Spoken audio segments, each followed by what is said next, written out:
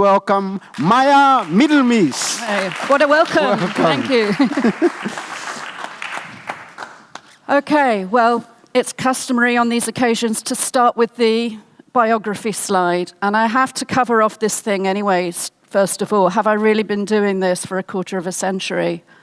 And yeah, I have.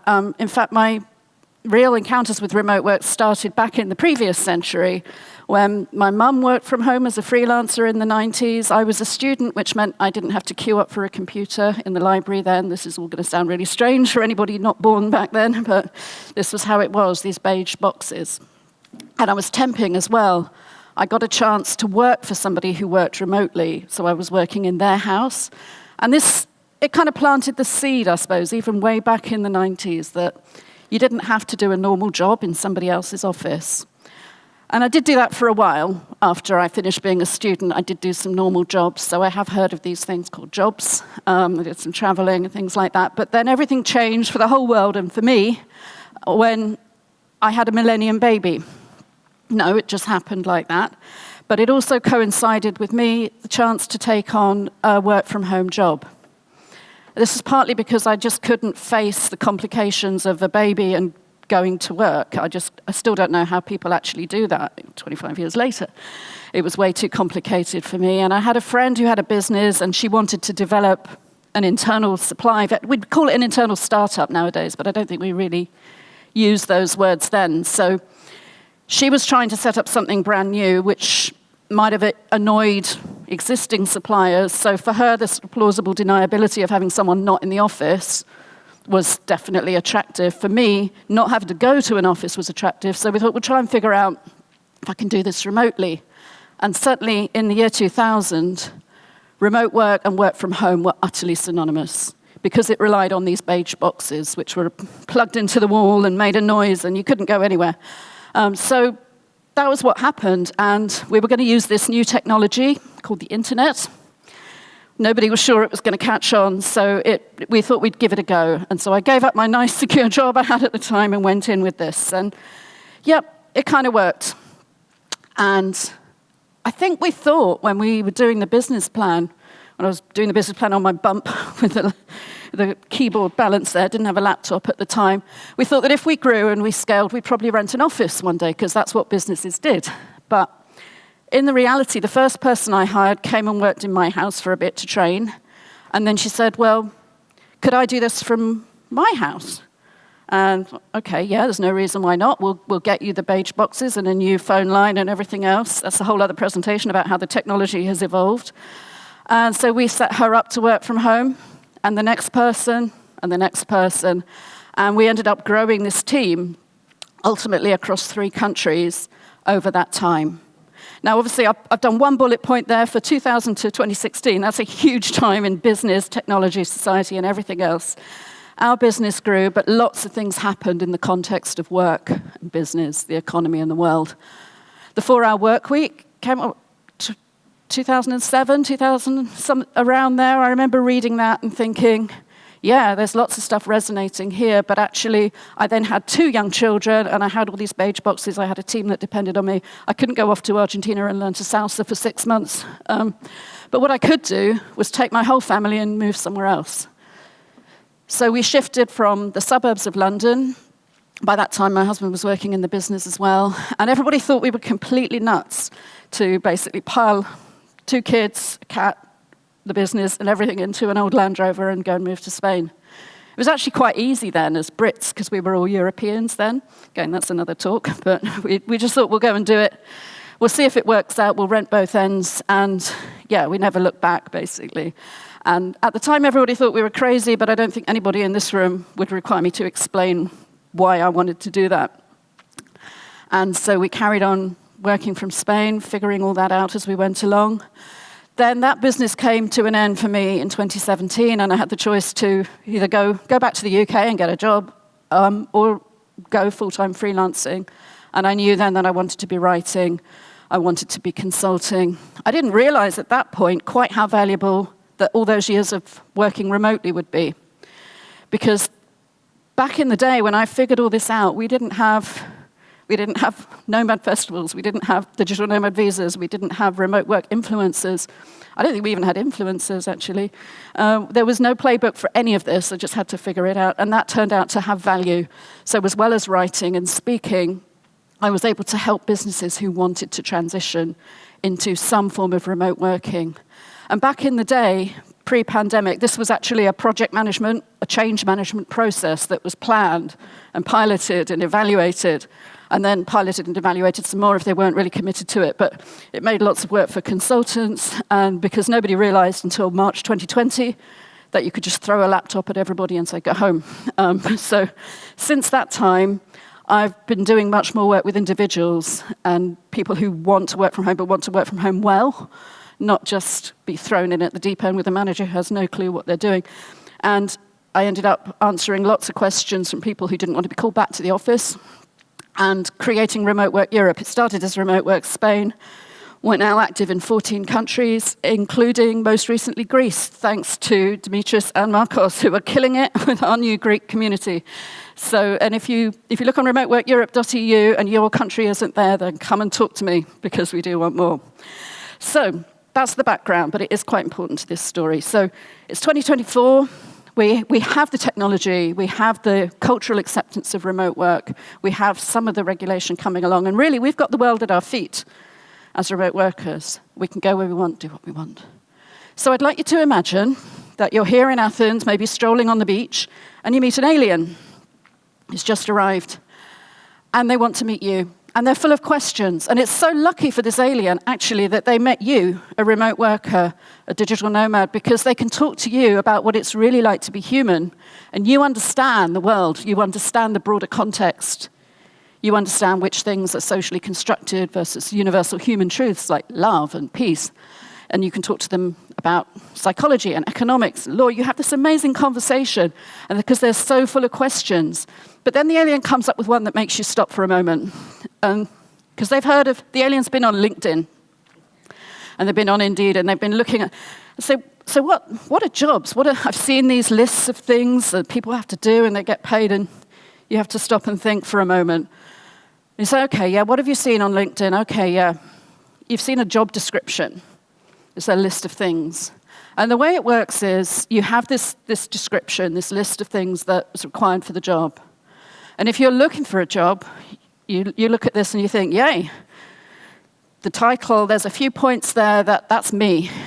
I love that. I can do that. I'm in flow. That's what I was put on this earth to do, and I'm going to go for this job, but they need to give this job to me. It's a no-brainer. Also on the list, there's a couple of things that, yeah, all right, I can do those. I might not love it, but I understand why they kind of go together. Somebody's put this list. And there's a couple of things on there that you really hope don't come up in the interview, or there's not too many tough KPIs, but you get it that they go with the job, that you don't really fancy them. And so the alien says, well, that's a bit of a strange way to arrange things. Why do you have this bundle of activities put together? Who did that? And he said, well, it's somebody who wants to hire you. Maybe they're in an HR department. And so have they done this job? No, probably not. And you try to explain where this came from. And it came from a time when work was very different. When work meant going to a specific place, clocking on and doing something physical. And you had to do that, staying within your zone, your lane, with other people doing other things. You had to do it at the same time. You had to leave at the same time. And you cranked your widgets and you clocked out and you went home. And of course, work is totally different now. We work with our brains. We work with our minds. That assembly line has probably got robots working on it now. The humans are doing things involving creativity and imagination and ideas. But for some reason, you try to explain to the alien, we still measure it in 40-hour weeks. We still measure it because our regulation and our employment law has mostly come out of the sort of industrial revolution times, the assembly line paradigm.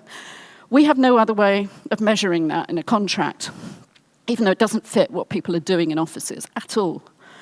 And the alien's really puzzled by this time. Or maybe you're starting to feel like the alien as you try and explain this. And he says, well, does everybody work like this? Because this seems nuts. And you think about it for a moment, and you think, well, no, of course not. Actually, there have always been people who don't work like that. And I expect we've got lots of us in the room today, people who have developed a specialist skill, who go where the work is, who follow a passion, who follow a calling. We still have them today in Africa, the Maasai tribesmen. But what's different today for a lot of people in the developed world is that you don't have to take your anvil or your lute with you to go where the work is. You can just take your laptop. You don't have to carry all this stuff. It all fits on a taskbar. And the difference is you can go where you want because the work can be done from anywhere.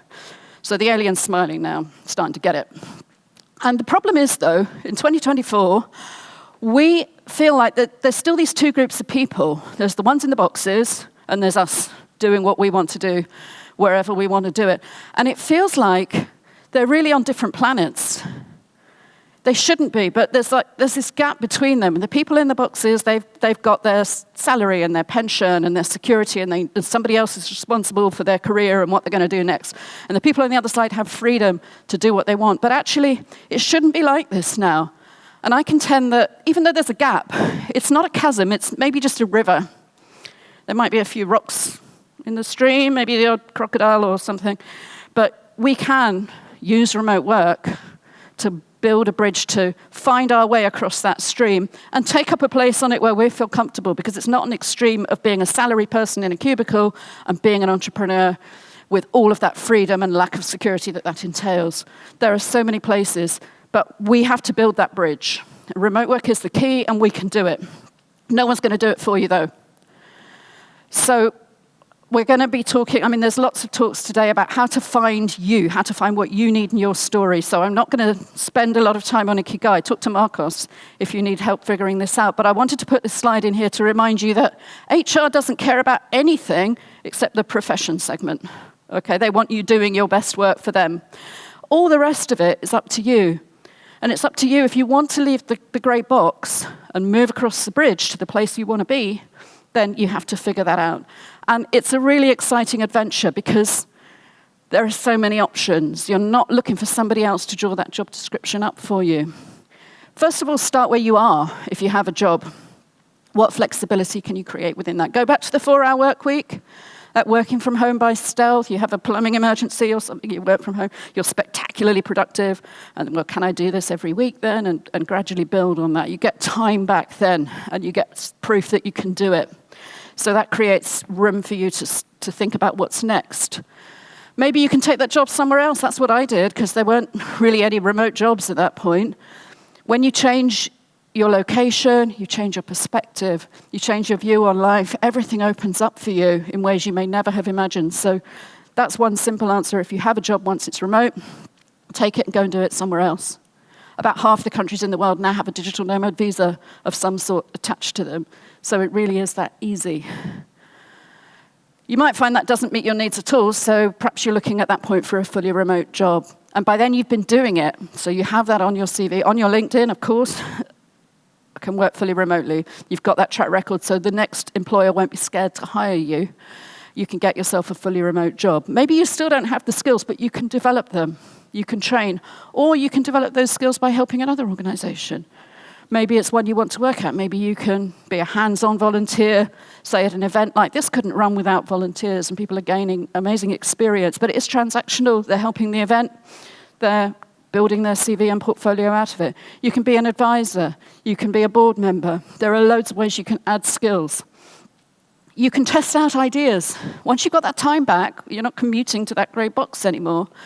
What are you going to do in your evenings? Maybe you've got that brilliant idea, but you don't have to burn that bridge, jump across the river. You can just test it out quietly, soft launch on social media. You might be able to reduce your hours at your day job if that's successful. You might decide you want to take a fractional job. You might be a part-time exec. You might decide that you actually like doing things full-time but for different periods, and you can jump in and be like a short-term freelancer. You can command much higher rates. You might find that you can put together the equivalent of that 40-hour week, but you probably won't need to, because at this point, you are earning so much more per hour because you're only doing the bits of your job description that are your zone of excellence. So it's up to you to build this. You can even then teach what you know. You can create a course.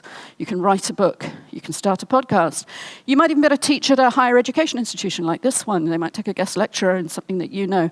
All of this is building your expertise and finding your place along that spectrum, along that bridge of expertise. So None of this is like super straightforward. You have to do the work. You have to figure it out for yourself. And it's not just how and where you do it.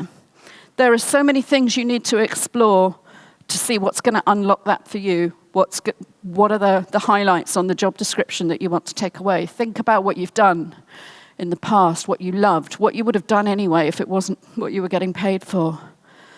Think about the different processes within there where people come to you and ask for help.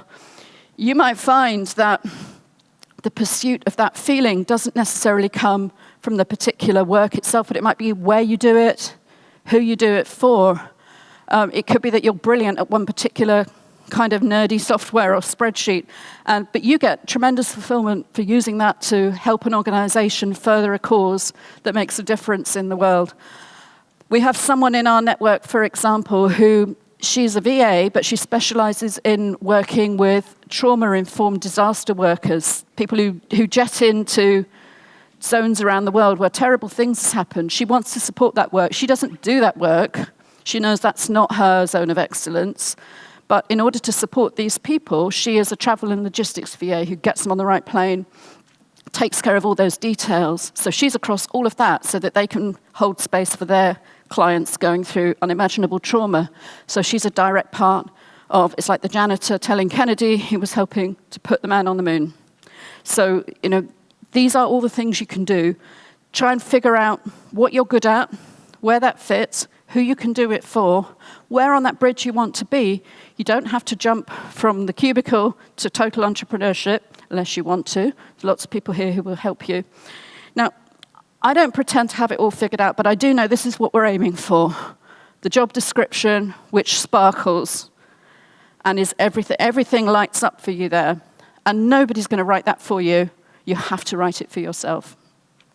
I have been doing this for 25 years, and over that time, I've been an employee, I've been a team leader, I've been an entrepreneur, I've been a freelancer, I've been a founder now. I've also been an expat, I've been a home worker, I've been an immigrant, I've been a mum. And I don't have all the answers yet. All I know is that it's never been a better time. It's never been easier to take that first step. Nobody is going to give you permission. Nobody's going to write the job description for you. But if you want to have an idea and you want to try something and you want to start moving along that spectrum, then you can do it. There are people here who will help you. And in fact, you're here already today, wherever you think you are on that bridge. The fact that you're at Athens Nomad Fest means you've already taken that first step. So I salute you for that. Please keep in touch. Connect with people here. Connect with me, come and join us at Remote Work Europe, because we want to help you. This is the future, you're all part of it, and it's been a great privilege to talk to you all today. Thank you very much.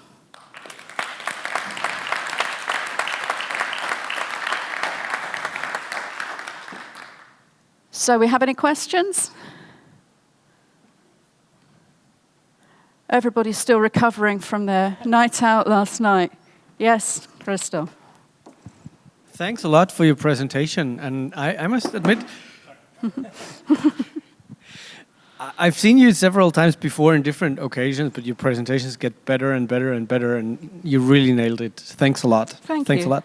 My question is, can you elaborate a little bit more on Remote Work Europe, as it's a business for you, or it's like a network, a platform? How can I or others participate and be part of it? Thank you for asking that. Remote Work Europe, it just started as a Facebook group because coming out of COVID, coming out of lockdown, people were asking me, how do I stay working from home if they'd been doing that during lockdown? Lots of them were desperate to get back to the office, that was fine, but others glimpsed something that they wanted to hold on to. And I saw people asking this question the wrong way in the wrong place, and things like on their local village Facebook group in Spain, does anyone know of any work from home jobs or something? I'm like, no, this isn't. And I wanted to bring those people together, so I set up a Facebook group, Remote Work Spain, initially, and this was 2021-ish, and it just grew and grew. We had people coming in from outside of Spain, and then they were asking questions like, how does the self-employed tax work in Germany, or something. I was like, I have no idea. So we needed to set up networks with other experts, which is why we have volunteers like Marcos and Dimitris in Greece, who are the local hosts for that community in their country. We have a centralized website, we have a centralized newsletter, we share every week, we share over 30 fully remote jobs and freelance opportunities that are definitely open to residents of Europe. We are continuing to grow. We have Mina in Turkey heading up that group. If you go on our website and you don't see your country in the drop-down menu, that means we haven't got the right local partner there. So come and talk to me. We would love to set that up. We want to continue to provide groups, courses, books, products. We've got a LinkedIn challenge coming up next month. Yes, it's October, where we all boost each other's LinkedIn participation. So there are lots of ways we help people. And we also try and help people avoid the scams because, unfortunately, because we're a public communities, we get infiltrated by everyone from the MLMs to the fishers. And we know that real remote work is still undersupplied for the demand. But we're working on it. Any more questions? Going once, going twice. Come and find me anyway, if you want to ask anything. All right. Okay, thank you.